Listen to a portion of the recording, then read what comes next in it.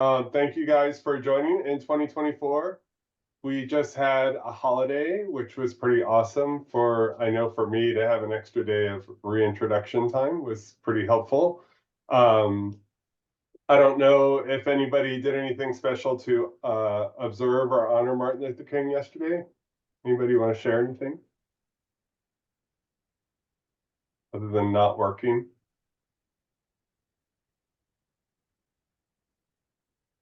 I've found this article about the purpose of education, which I'm lucky enough that I went to a high school in Washington, D.C. that was socially justice themed. And so I had the opportunity to read a lot of Martin Luther King's writings. But I came across this short article called The Purpose of Education and thought, that's really interesting. I never heard of or saw that. Not surprising given that it was written in 1947, so kind of before he was a widely known figure among among white Americans. And so I just thought this was a really interesting quote, and it really, I thought, related to our shift towards inquiry-based education. And then on top of that, the more recent shift in education to really address what's happening in students' everyday lives and in the communities where they live to be socially relevant. Oh, cool. I like the usual activity of a hike that Malia shared. It's a good opportunity for reflection. Yeah. Okay, here I am.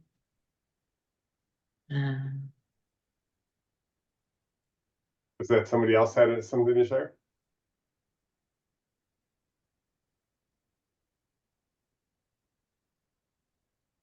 You know, I usually end up doing most of the talking here. We're going to shift that today. Once I get done with some introductory stuff, we're gonna kick it to you guys. So as I've been doing the last few sessions, I want to do just some sharing of resources that I found recently around geocomputation. Hopefully resources that you can use in some way in your instruction, but definitely kind of thought-provoking and maybe prompting ideas that can relate to things that you are working on for your classroom and for engaging your students. I want to go back to the topic of the Student GIS mapping competition, and Nicole, who is a diehard participant and gets her students doing story maps every year. She's offered to do a session and provide some kind of insider tips and tricks for getting started. For those who have never done it before, you could benefit from her experiences there. So we'll have a quick conversation about that, and including maybe scheduling. And then the bulk of the time after that, I just wanted to go back to what we had started in December before the holiday break, which is just hearing from individual people about where you're thinking about going with your own individual project for this fellowship in terms of things that will impact your teaching and reach your students. So, okay, any questions about that? Any quick suggestions for another item? Anybody just want to make their voice be recorded on the Zoom? Okay. We will move on. So I think last time, and again, seriously clouded head trying to get back into normal speed. I think I spent some time talking about the statistics in schools program of the Census Bureau and shared the cool map I got at NCSS on population density and gave some links to digital versions of that. And well, I had time on my hands during the break, I got way too interested in thinking about these topics of population data. So I wanted to share this. There's a link in here to the story map, which is in development, but just in case this is a place that somebody sees potential value for your project, I wanted to get it up and shared and to offer collaboration if anybody wants to work on this or develop some activity in relation. It's just like a deep dive on the math of population distribution. So how has the population of the US, of California, and of each county and community in California grown over time? And yes, that's a big topic, and I did spend a lot of time doing that. Not necessarily the most productive. And you'll see that and you've probably seen from the story maps I've shared that I created, I'm not necessarily the most sophisticated in terms of the story map development. So the next resource that I'm going to share is quite the opposite of that. This is what happens if you have a dedicated team with the appropriate resources to create some really cool interactive maps. So has anybody used this website called American Panorama, an Atlas of United States history? Any prior experience with this? Okay, prepare to have your mind blown about what's in here. So I just shifted over to a tab that I already had open, but that is linked on the slides if you're following the slides. And it is with some trepidation that I share this link now early on our meeting because I know there's a lot of things in there that could be very, very interesting for much longer than the duration of this meeting. So I'm trusting you. But if you just scroll down, it says this is a historical atlas and historical atlas of the United States for the 21st century, combining cutting-edge research with innovative interactive mapping techniques designed to appeal to anyone with an interest in American history or a love of maps. I know that the majority of you do not teach US history explicitly, but we do live in the United States. Oh, could somebody copy down the link to the slides for Laura, please? That would be helpful. And so I thought this was a good resource. I would love to find more of these types of resources that are this thoughtfully and thoroughly developed, so that I could cover up more topics. So if you find things like this, please do share them with everybody so we can use these. So there's only a few maps in here. There's 2, 4, 6, like 10 maps. So it's a project in development, like everything I'm working on all the time. So you could get new maps showing up in here. They're on topics kind of core to American history, canal development, foreign-born population, overland trails, forced migration, treatment of enslaved population movements, the travels of the US president, a couple interesting, and so this is renewing inequality. It's about family displacements that happen when cities are getting renewed or fixed up, so to speak, and how that generates an unequal effect on people of different races. The reason I'm going up is to seeing the original, it's kind of playing off the title of this, Mapping Inequality, which is about redlining in New Deal America. So I love the fact that their titles make a link between redlining and the disinvestment in urban areas that occurred pre-World War II and the new reinvestment in cities that happens after World War II, which remarkably goes right back to those same discounted areas and finishes the job of displacing low-income communities of color. There's also this one here, which is amazing. I'll just open this up for a second. Photogrammar.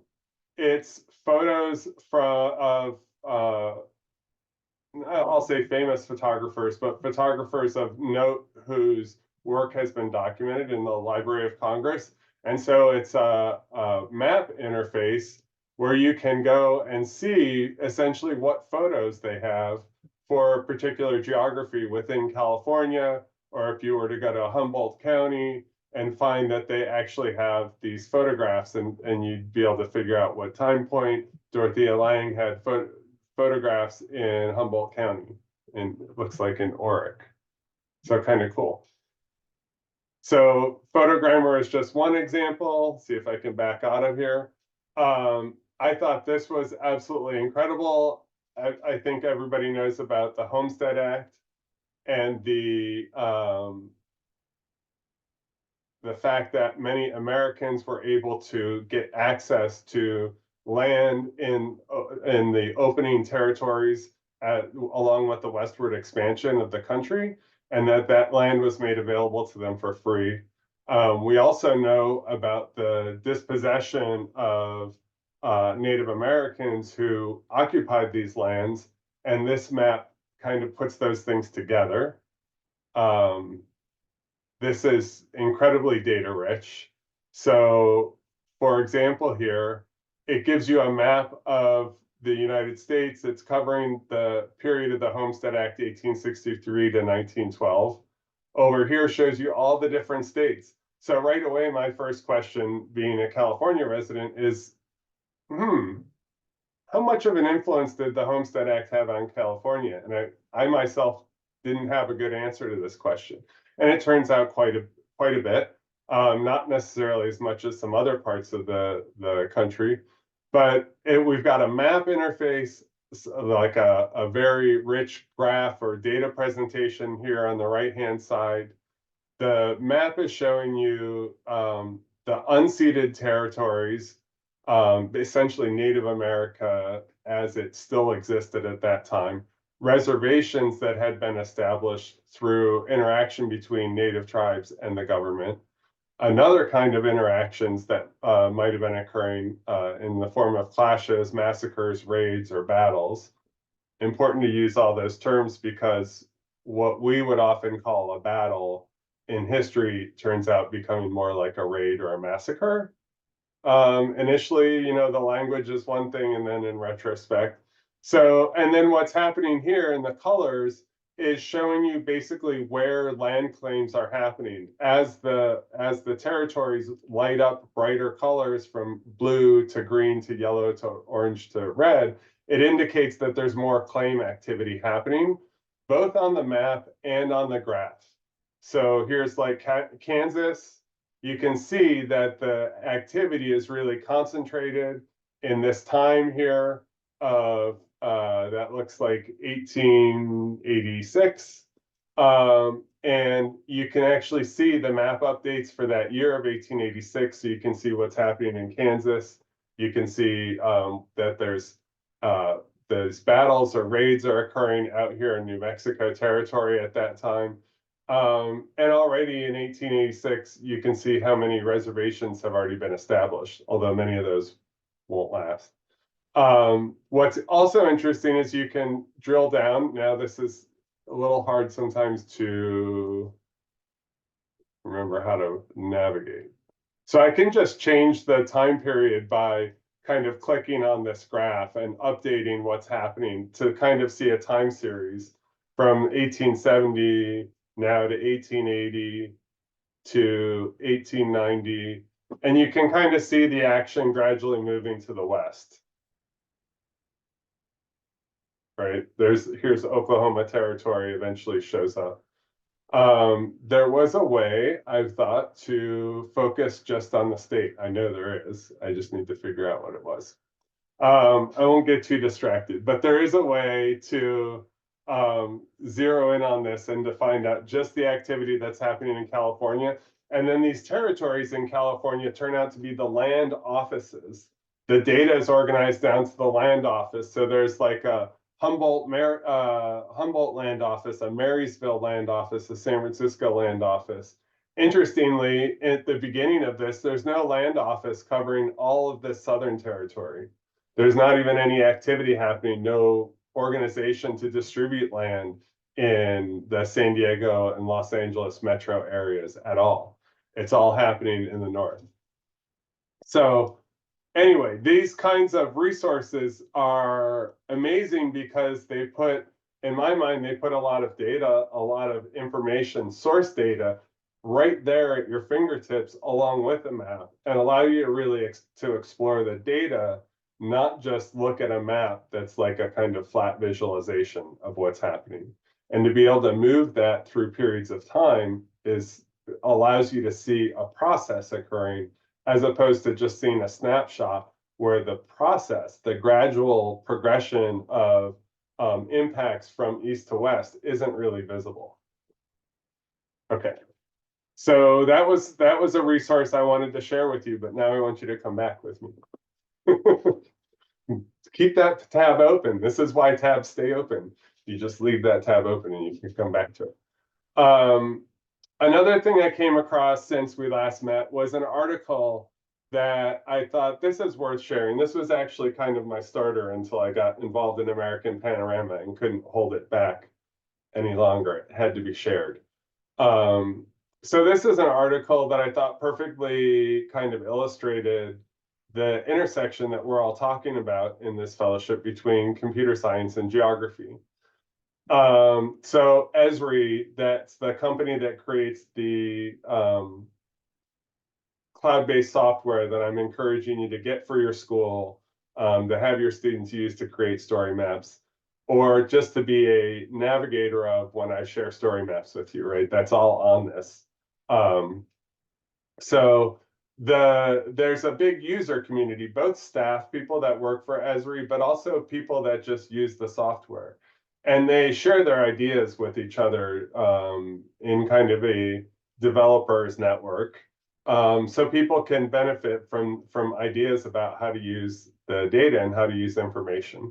So it's a perfect blend because they are taking geographic data using the software and other analytical tools to create information to solve a problem or do something else. So this is, I thought, maybe something that students would find interesting because the guy, Andrew Bladen, who is the author of this article, lots of techno speak in here. So I'm just going to summarize. You don't need to read this article because there'll be lots of terms. You'll be like, I don't know what, I didn't know what they were talking about.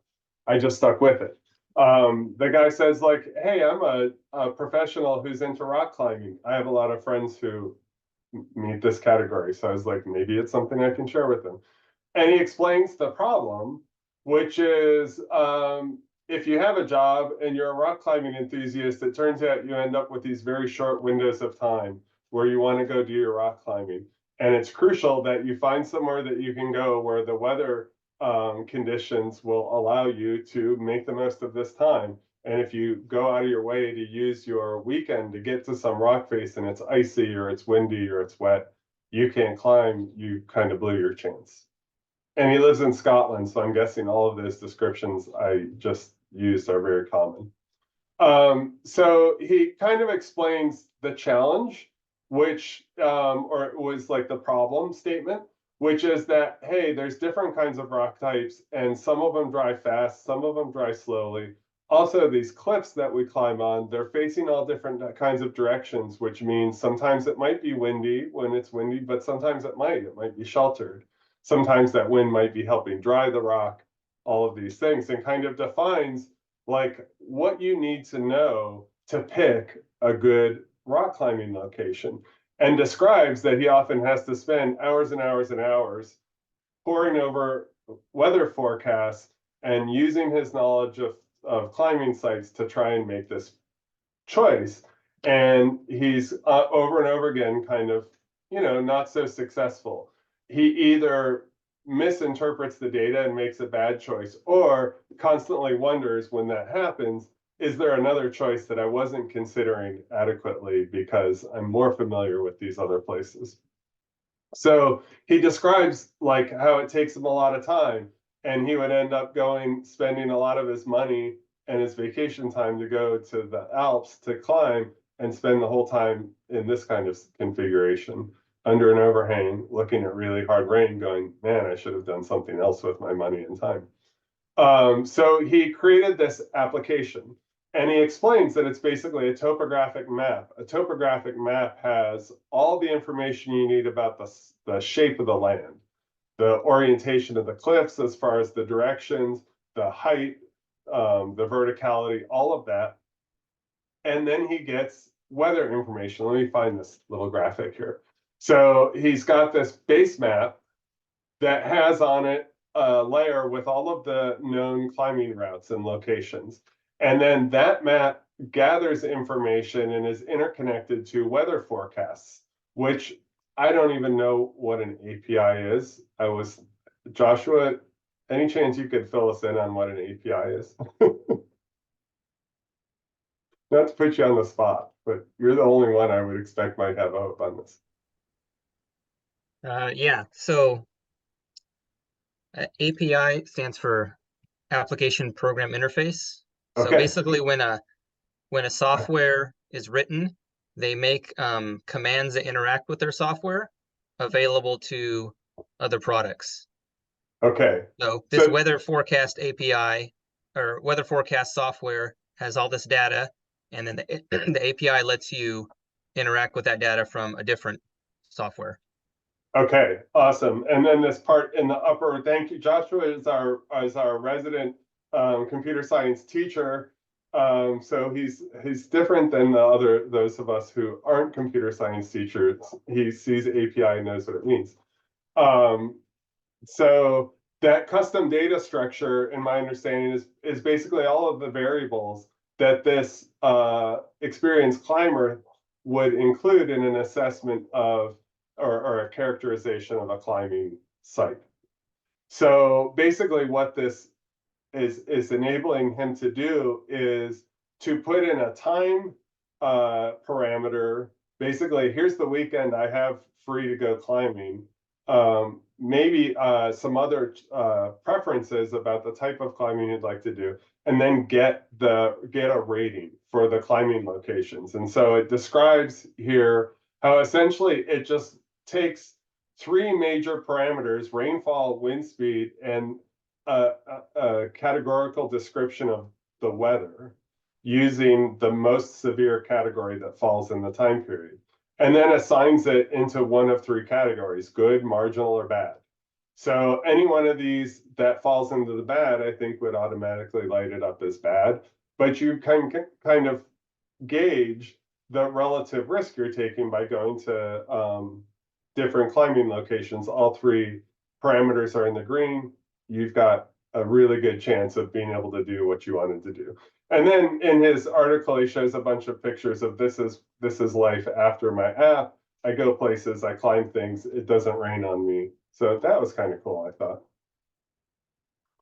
Okay, so those are two things I wanted to share just to get us thinking about, again, about geocomputation, about the different ways in which we might think about students engaging with this idea of information about the world.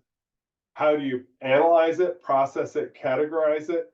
And then once you start thinking about that, what's the job that computers can do for us? How can we actually make use of computers to answer the questions that we either are very important to us or are very common to us, and to have that information processed in a way that reflects our priorities and our need for a decision support. Any comments or questions about that?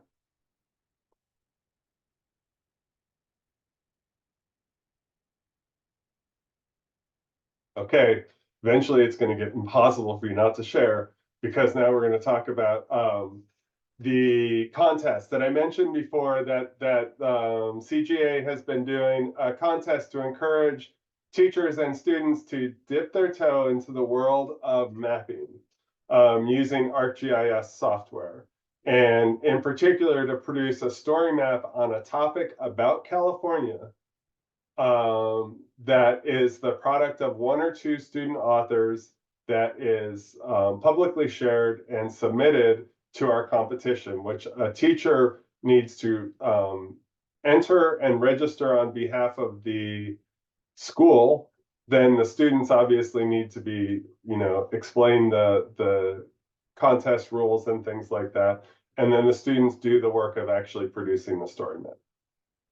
So in my very subtle note up here about you should do this, when I was saying you should do this, I wasn't even thinking about the follow-up was, and there's somebody here who can tell you how, which Nicole reminded me back in 2023 when we were all a year younger.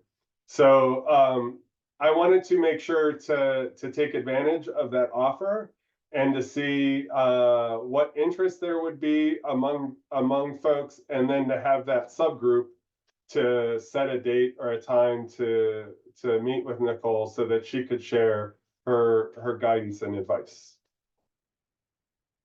So, are there questions about the contest?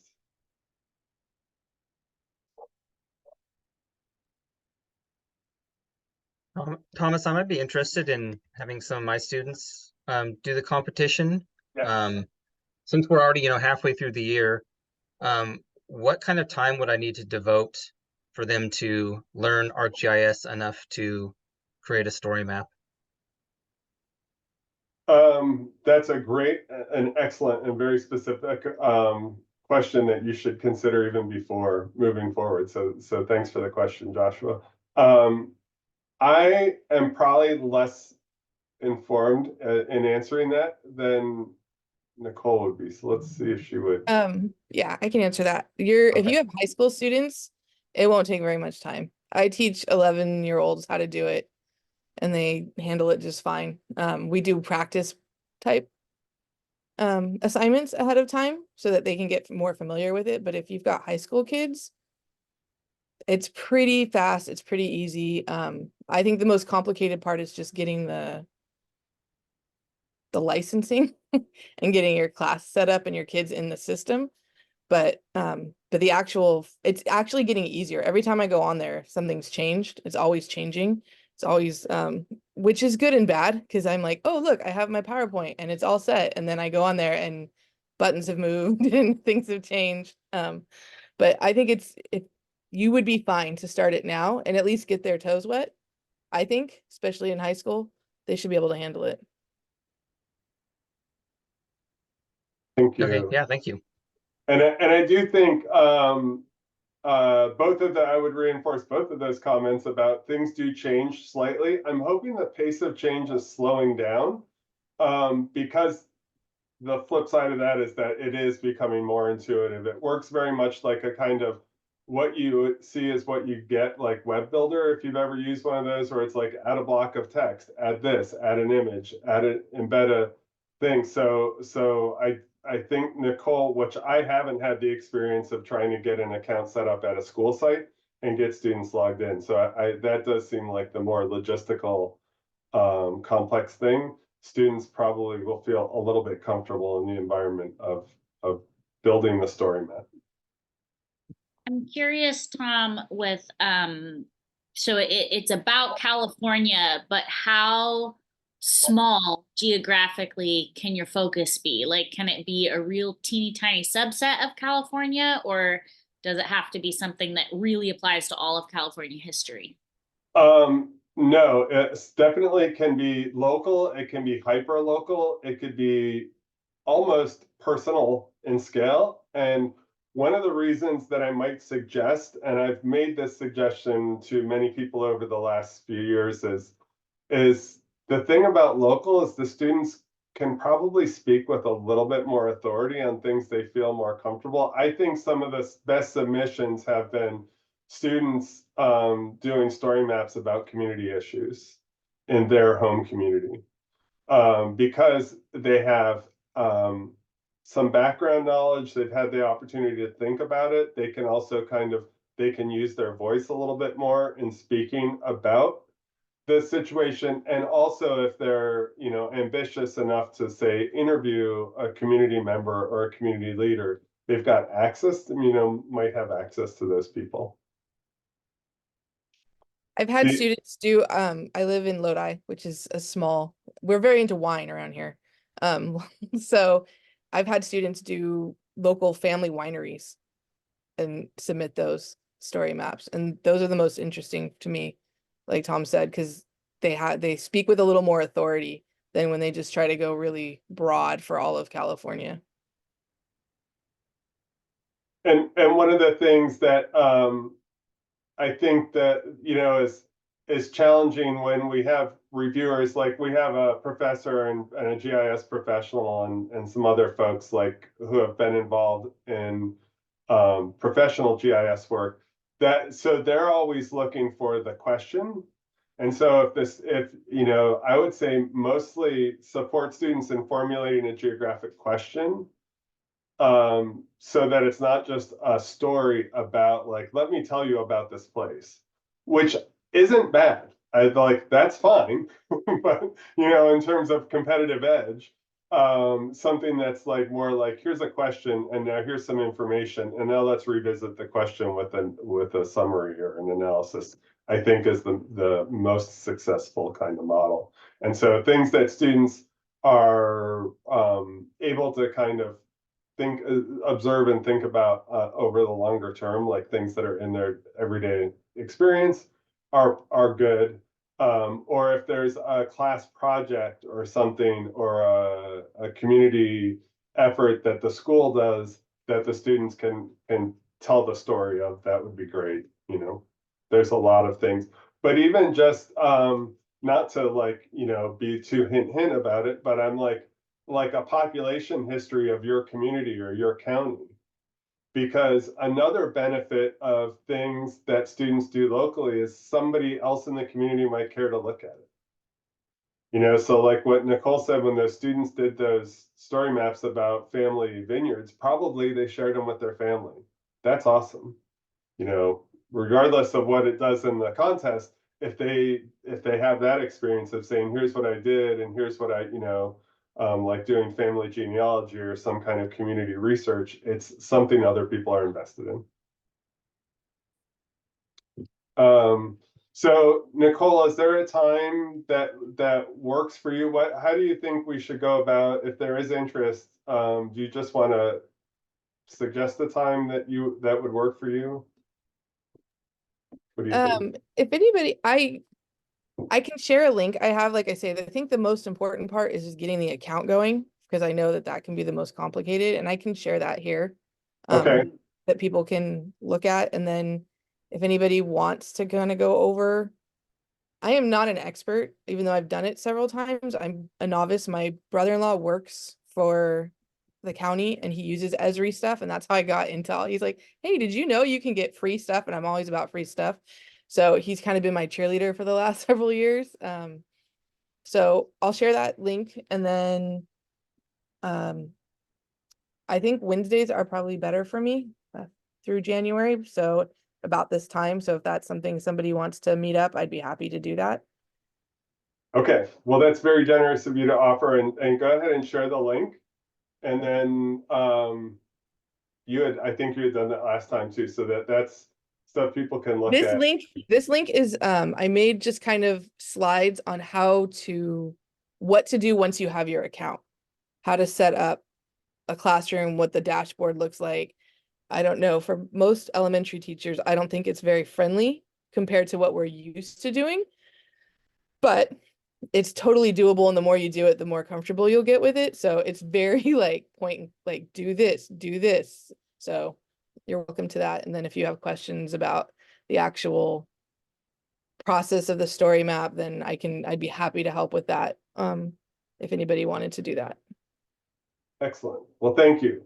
Yeah. And more important than being an expert is being willing to help other people. So that's much appreciated. And I'll just keep rolling. I left a few slides in here that I had in previous that I won't say anything about, just in case this is where you go back to start your journey into registering for the contest. Know that there's some ideas from me in here about your story map structure, about some places you might go to give your students access to map layers, or something to kind of look at a topic, you know, that might generate some interest in a topic for them. Some other story maps that I've made that, of course, you don't want to tell them these are contest story maps, because even though I'm very amateurish in my story map making, I don't have to do 6 other classes like they do, and, you know, things like that. And then here's examples of the ones that have won in past years, which are also on the website, on the CGA website. So, okay, we heard from several people who were brave enough to jump in and share last time. I'm not even sure I have right here my whole list of who shared, but I do have a note, and the floor will be open for, like, say, the next 45 minutes to anybody who wants to put up a hand and share their project ideas. I know, Joshua, you had sent me an email, which I did look at, so I'm aware of that. But if you wanted to share again, that'd be fine, or anybody else.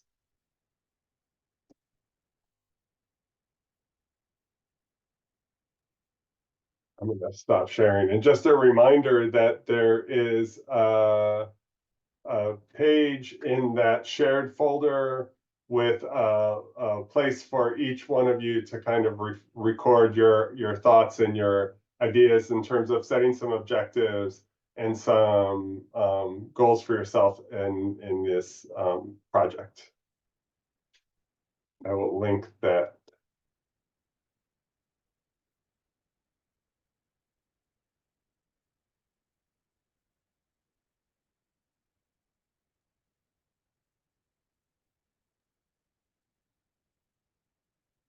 Thomas, I can share my idea if you'd like, or if the email I sent you is sufficient, then that's fine too. Yeah, no, I would like to hear you talk through it for everybody's benefit. I mean, I think I do get the sense of what you're doing, and certainly I'm interested in helping you find data sets that would be interesting for that. So go ahead and tell the group. Okay. So I teach in the Central Valley, rural town, Kingsburg, and I teach computer science. So that's my background.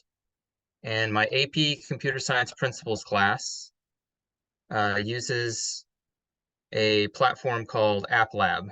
So they're able to design apps and then write the code that goes with the apps. So it's a code.org platform.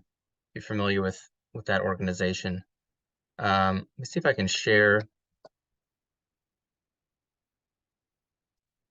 looks like I can't share. Show you what it looks like. But anyways, one of the features is you're able to use a data set within your app. So there's a lot of built-in Sorry, data Josh, I sets. fixed the setting you can share if you want. Okay, yeah, I think it Took me a probably be minute to easier for realize them. I was muted.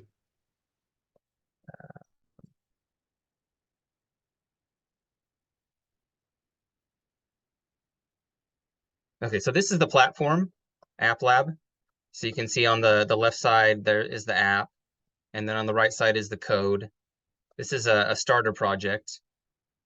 This one is looking up average gas prices from across the country. And so in the data setting, you're able to import CSV files. And so I thought this could be a good connection with what we've been talking about with the story maps. So my idea is to have the students do some kind of a story map activity with a data set, and then take that same data set and import it into App Lab, and then create an app that will do some basic analysis of the data. So the things that they learn about is, finding a minimum number or a maximum number, or filtering the data set down based on some condition. They're also able to create charts from the data. So that's kind of taking what I'm already doing with my class and then integrating it with the story map idea. But basically what I would need to do at this point is find some data sets that would be relevant to my students. So like Thomas was saying with the competition, I'd like to find something, locally relevant to them that seems to be more engaging for my students. And then, getting enough experience that I can take them through the story map activity and then be able to connect that to the app creation portion of it.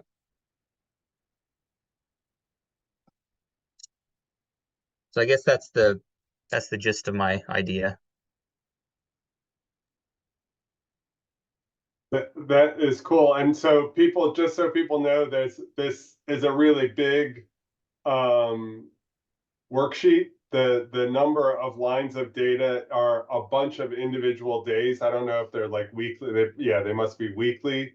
So there's some calculation that's happening when the app is displaying like the average price for a year. It's looking at the prices over that year and creating the average. So what was amazing about this, Josh, is this is about exactly what I was doing in my own Luddite way with Excel and population data for the counties of California. How hard is it to change the geographic, like are you able to make that a map of California with sites in California, or? That would be, it's definitely not as elegant as, ArcGIS, but Right. it would be just basically finding an image of California, putting it on there, and then placing the other elements where you think they should go. So it's Okay. not very exact. Right, it's more like an infographic in the sense of those bubbles over Chicago and New York are placed, right? Yes. Okay. That's still cool because I mean, in this case, it's the information people need that corresponds to location.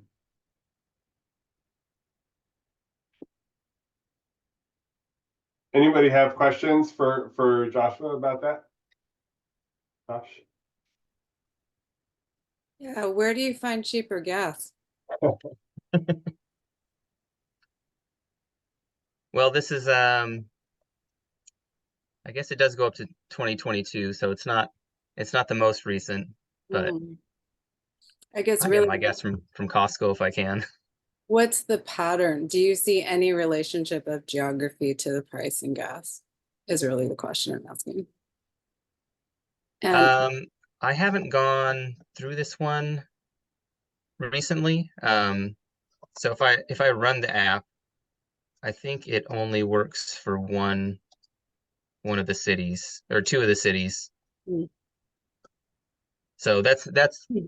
what the assignment is they have to look at the code for these two cities and then implement it for the other cities.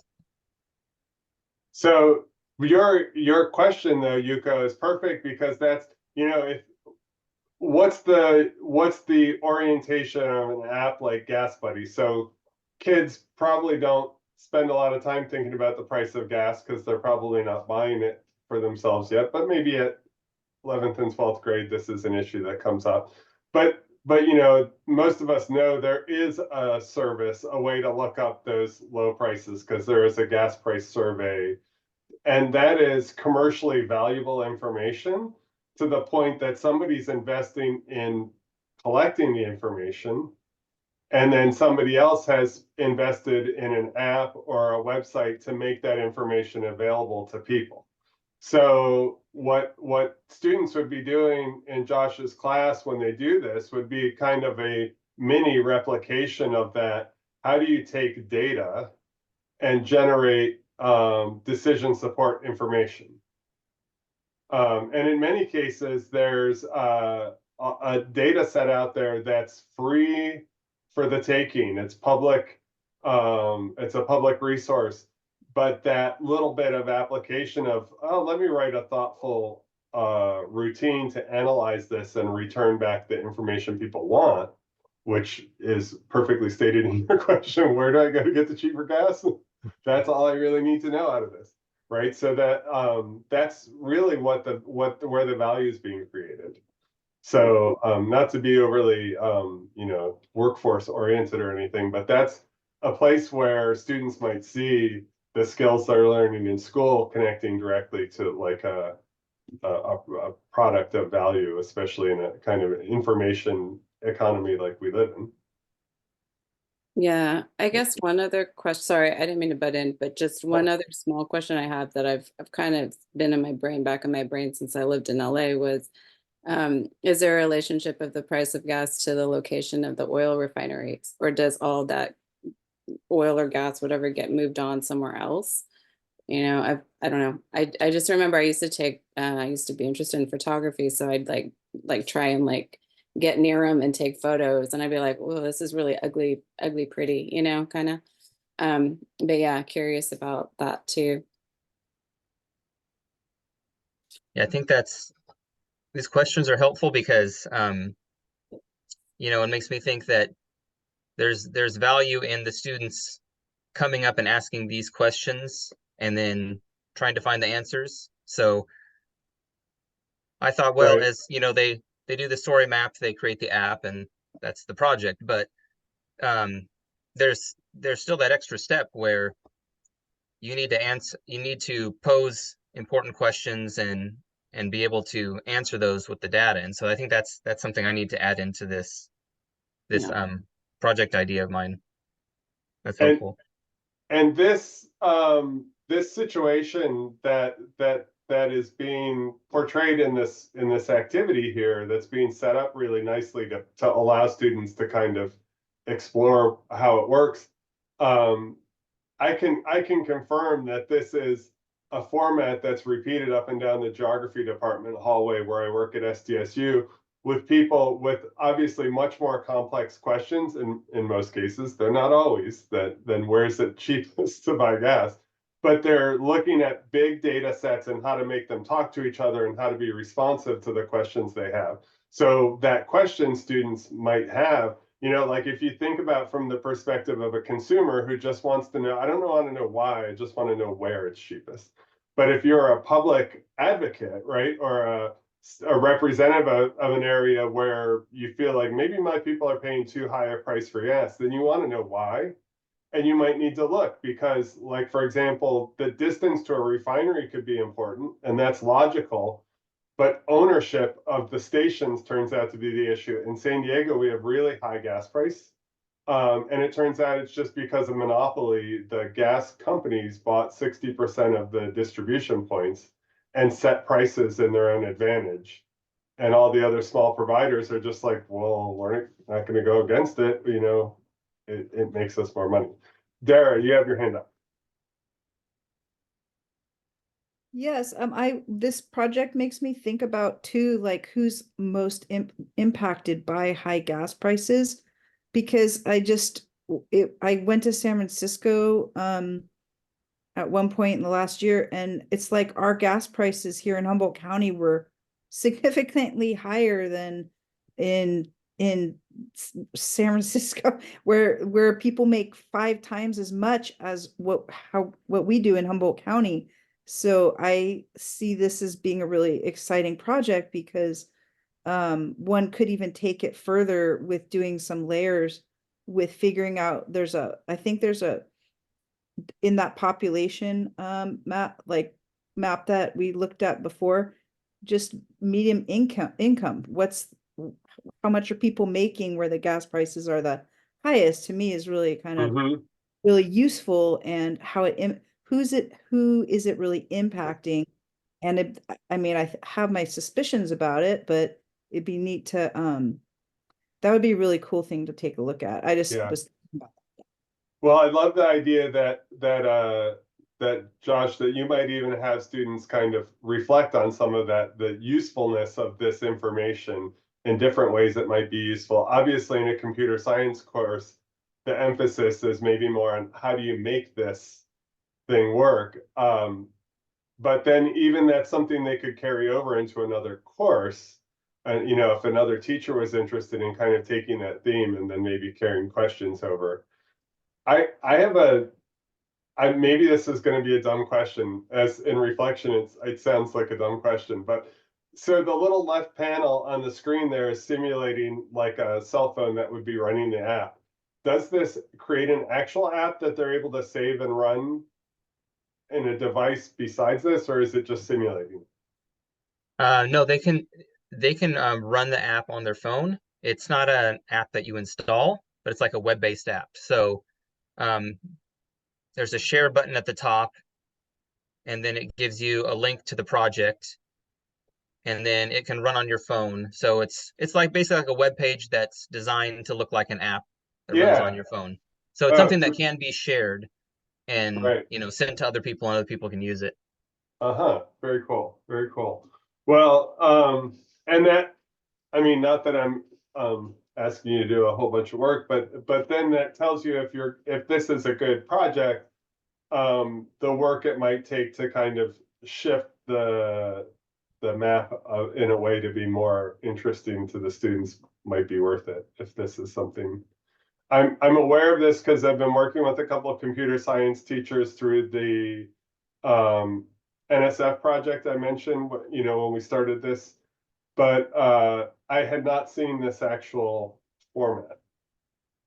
I think we had a teacher who, and now I'm curious, is it the same underlying? I don't think it's the same platform, because she created an app where students, I think, are able to do distance measurements. And so with our encouragement, she used the underlying image and air photo of the campus, so that when students were doing this activity, it was using the campus geography. But she had to put the image down there and basically drop points on it and label them as the different parts of the school. So interesting, cool. That it's exciting for me just to see how code.org supports computer science educators also with stuff you can use in your classroom.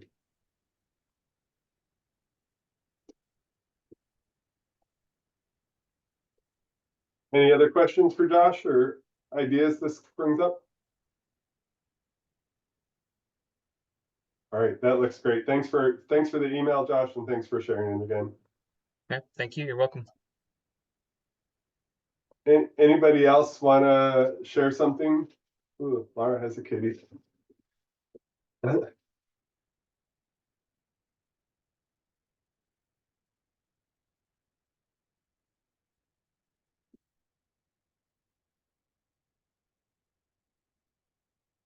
All right, well, I'm not going to put anybody on the spot because that's not my style. But the goal is just to provide a little gentle nudging. I hope you'll know that everybody who shared a project, in my mind, described something that was excellently aligned with the goals of the project. And I think the sooner you start maybe making some commitments and doing some verbalization of what you want to do, that helps to narrow it down to what part of that's most important, or what's the process for moving in that direction. And so hopefully we can be not just a general sounding board, but also ask some thoughtful questions and help you along that process. So, okay, then I'm not one to just turn the class loose early, I have to tell you. Even though I know some of you are under the weather, and I will probably end up turning you loose a little early, I will, just for a little purpose of laying on thick the resources, let me pull up let me see if I can share something else. Again, something that you can explore later on in your own time. Okay, I think now you're seeing the website for the CGA, particularly the page where I've been posting our slides and the recordings of the sessions. Sorry, I was really slow about getting session 3 up there because I thought I did it before the holidays, and then by the time I realized that was not true, it was this weekend. So here I've been building in links here, including the one I shared about American Panorama. So if you want to look at that, you don't have to go back and dig it out of the slides. Eventually, when my population story map is in better shape, and I'm proud to share, it'll show up in here with a link. For now, you can look at it and you can share it, but just don't tell me you've shared it, because then I'll feel self-conscious. But I also, this is another thing that was high on my list of possible sharing items. And I didn't, because it seemed like it was a little bit like I was stalled on this idea of population geography, which I admit I was briefly. But also I've been doing some thinking about how GIS and geography and census data in particular can be useful in ethnic studies classrooms. I've been really pleased that a lot of the ethnic studies course syllabi that I've seen include kind of community mapping and community inventorying, so that students really do get a better sense of not just their own identity and their own individual story, but also really making sure that they're seeing and paying attention to the people that are part of the community where they live, because that's the people to whom they communicate and with whom they're going to be interacting most often. So I have created some tools for that purpose. The Census Bureau is, of course, always busily creating their own tools. And this website allows you, it says exploring age groups in the 2020 census, but that's kind of an undersell on what it is. You can group the population into different age groups, which might really be interesting for students to focus on student age, you know, like students, the age people that are in K-12 classrooms are 5 to 17 years by and large. So you can really focus in on that group and see variations at a state level in population. But if you look over here at the geography level, you can also get down to counties and tracts and see these things. Whoops, I think I needed to go to counties and select our state. And then in particular county, we'll stick with Humboldt since we brought it up before. And then you can see some of the data that is specific to just your county and to the specific tracts within your county. Now, I think one thing you should endeavor is to make sure every student knows their census tract number. It's a very obscure, obtuse piece of information, but it's a key to get them a lot of information out of the census. They should at least know how to look it up, right? So you're able to look at things like, for example, this shows you what percentage of the population is in this category, 5 to 17 years. So Humboldt people, what are you seeing in this? Lot of young folk up in like the tribal areas. Yep. So it's telling you your reservation population is younger than your non-reservation population. If you remember from our other map, this is one of the earliest reservations in California, the Hooper Reservation. And you can see some areas with less young people. I'm not good enough at the map of Humboldt to pick up Petrolius census tracts. I just realized right now how I should have been prepared for that.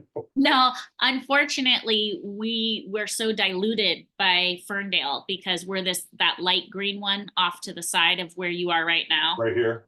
Nope, the other way. Oh, okay. Yeah, there. But you know, that includes all of Ferndale, which is way larger. It's the little lump at the top of it is the Ferndale area. The little lump at the top of that highlight, and then that has a greater population than all the rest of the area. So our census data is very diluted. So like a really simple interpret that this is perhaps a simplistic, but also just a fishing for encouragement. I would say, hey, if you're teaching in an area that's on the lighter side of these colors, the young people you're teaching are going to play an increasingly large role in the life of the communities they live in. Each one of those students is very important to the future of that community, because there's really not a lot, kind of proportionally speaking, a lot of people at that age of 5 to 17 receiving their education and preparing for a future life. There's proportionally speaking more old people, but there are other categories here besides just percentage population.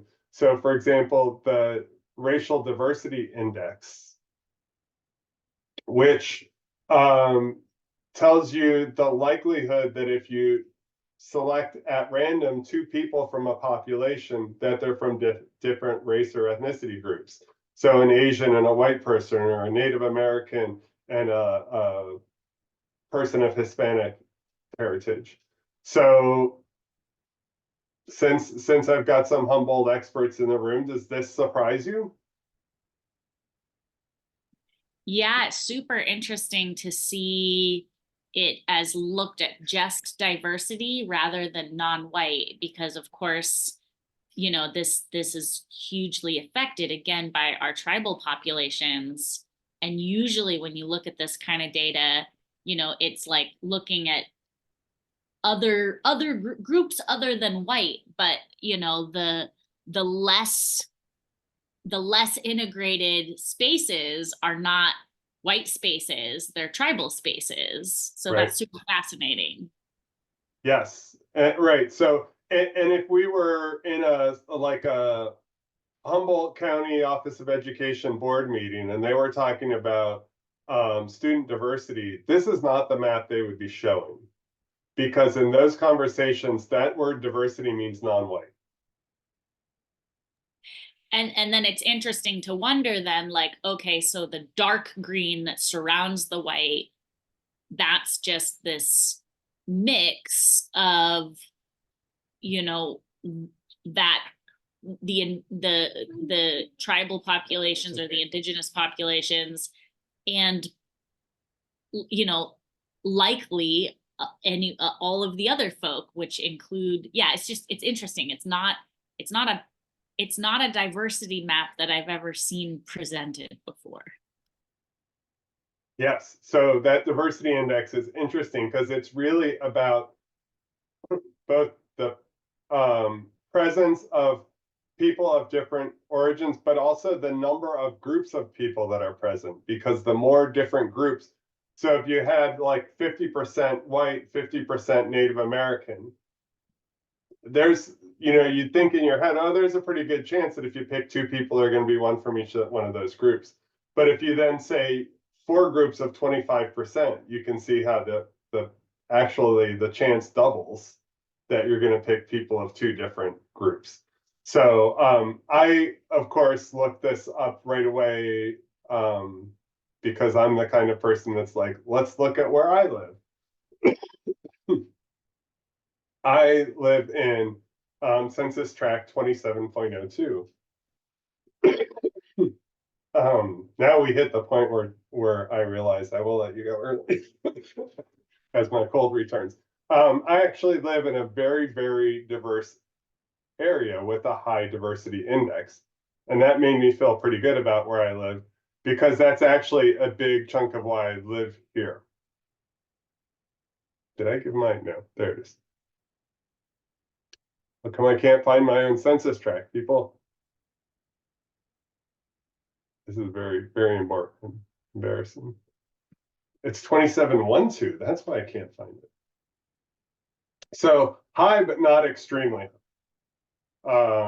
So for students to kind of explore this information at a census tract level, now when you live in a highly populated county like San Diego, you end up being able to see a lot of variation, right? There's a lot of areas included in here. So there's a lot of texture that can develop. When you're in Humboldt County, the building blocks are bigger. So there's things you wouldn't necessarily see. And so just like Yuko had a follow-up question about the Gas Buddy app, and we know, here's what I need to know. I would say, well, what's smaller than a census tract? And it turns out there's census block groups and census blocks. Now, the amount of information you can get goes down at those more and more local areas. But for Humboldt County, it turns out you might need to look at block groups to learn more about a pattern, because there's a smaller population. You really kind of need to look closer to understand what pattern exists. At San Diego County, where we have 3.3 million people, there's a lot more opportunity. We have hundreds of census tracts. I don't know if it tells you right here exactly how many. No, it does not. That would be helpful. So this is, in a way, another version of what Josh showed us with the Gas Buddy app. These are census tables with data in tables, and it's creating a graphic, a ranking according to whichever variable you're picking. So it's got some user interface. And so as students learn that concept of an app that's analyzing, processing, and summarizing data for you, they could then see how you can move on to other types of data sets and other types of data presentations for different reasons. So for like a lawmaker, a public official, this data that shows all of the information in an area and the variation that exists within those variables would be really helpful to understand the characteristics of the area that you serve.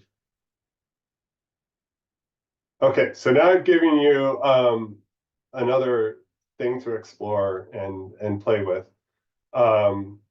Plus, if you feel the need to put in your full 90 minutes, please go back to the American Panorama website, pick any story map, and just, I mean, even to be honest, I feel like I learned a lot just learning what the map showed. I had to bust out my extra tab and say like, hey, what is a land patent versus a land claim? Why are they showing me how many patents occurred on Indian land? Oh, because they're trying to make the case that the homestead land was a direct handoff of land that the federal government was negotiating cession of from the Indian tribes. And they were redistributing it to white settlers. That's what that map was trying to show, is that there's a one-to-one, hey, this is Indian land being handed off to its first new settler owner, here you go. And so the US government issued 2 million patents of Indian land to non-Indian land owners. So it's not just the US government took our land, but lots of individual settlers seeking opportunity for their own families, willing to put in lots of hard work, maybe kind of ignorant to the whole situation of what was happening, the history of negotiations for access to land.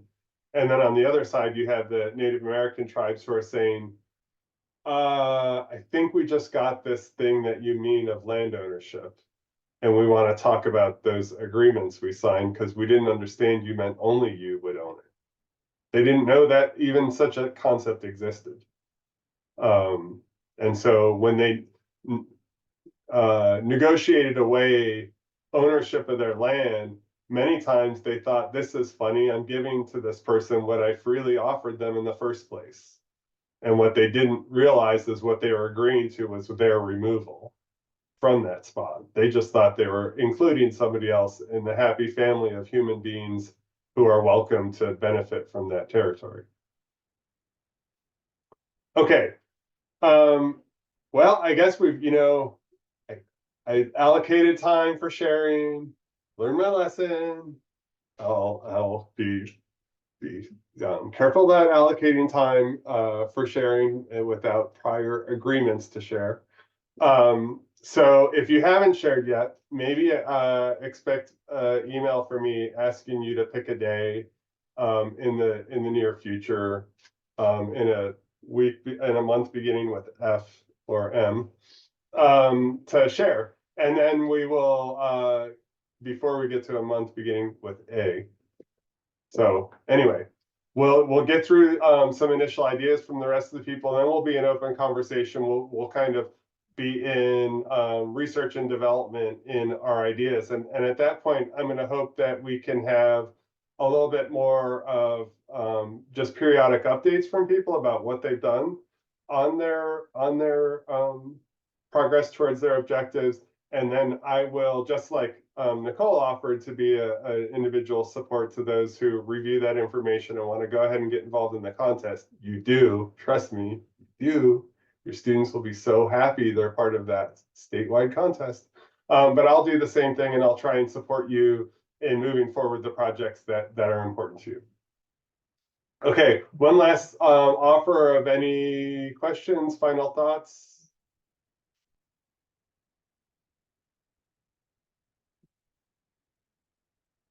Let's all be healthy. Let's get rid of whatever bugs we have. Let's you know, wait for that spring to arrive in the next, you know, 8-10 weeks. It's coming. Since there is a little bit of open time, I'm curious to just run a thought idea that came up. So, I'm working with a student locally who is going to be presenting a project that has occurred over this last year, and a lot of data. And I had the thought as we were looking at this as like, oh, I wonder if I could turn this into a story map somehow. But basically what he's been doing is collecting, he's been a part of a marine mammal monitoring team. So basically, there have been walks on different sections of the beach monitoring how many marine mammal strandings and marine mammal deaths there are. And we kind of added this section of coastline that had not been monitored in California, whereas like a lot of other stretches of California have been monitored. And I was just wondering, like, there's probably, and I'm not thinking about it perfectly, but there's probably a really wonderful way to just seamlessly include mapping into this whole project. And I would love to hear your thoughts on that.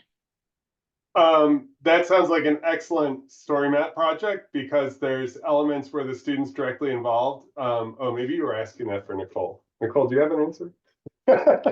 Either of No, you. I think probably what you're gonna say, Tom, was better than what I was gonna say. But Esri has on their dashboard, they have survey 123, where you could incorporate all of that data, and then it builds bar graphs and it builds pie charts, and you can incorporate that into story maps too, which I have done in the past. And there's so many things you could do with a story map. I think it would be a really cool story map for sure. Yeah, and in the contest, any student produced data, whether it's on a map or not, even you know, best it's you know, highest level would be if it's on a map. But even if it's a student observations or you know, if they're even like sketches or things like that could be included if they're the student's creation. There's rules about not like bombarding just a bunch of I downloaded these images off the web. Yeah. So there's limits about that, but if the students are creating things, those aren't limited. So And so that's definitely cool. what if it's like, so this student is a part of a team of about 6 people, and all of the data that's gathered, so he does a stretch with a team member, and there are several other stretches that are done with other teams of 2, and then that data is reported back to the marine biologist up at Cal Poly Humboldt, and then she then feeds back the data for like the whole county. So it's not really like student created data, but he is a part of Yeah, a bigger database. which could be explained. So yeah, that's great. And I was going to also mention that sounds very much like we've had a successful approach where a teacher has another project going on that all of the students are participating, and then some of the students use that common project as the basis for their story map. So even though you might have, you know, 6 students, they could all kind of have that same topic and produce their story maps separately.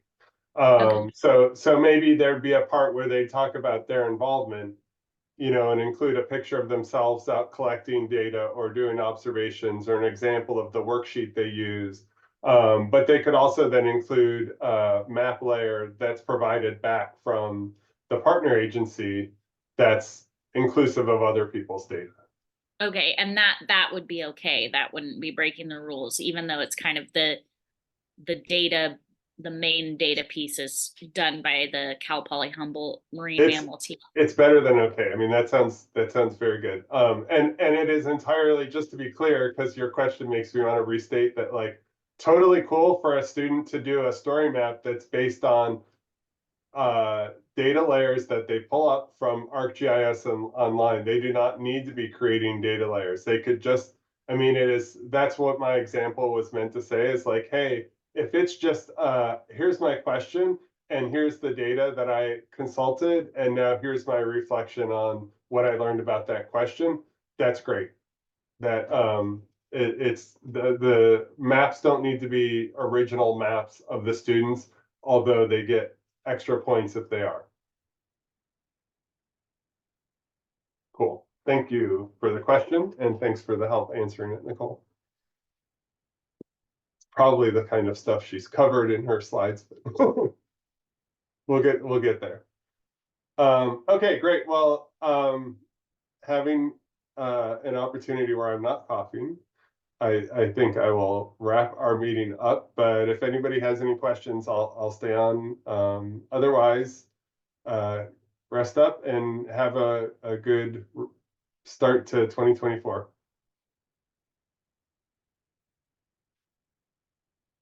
Get ready to talk more at the next one.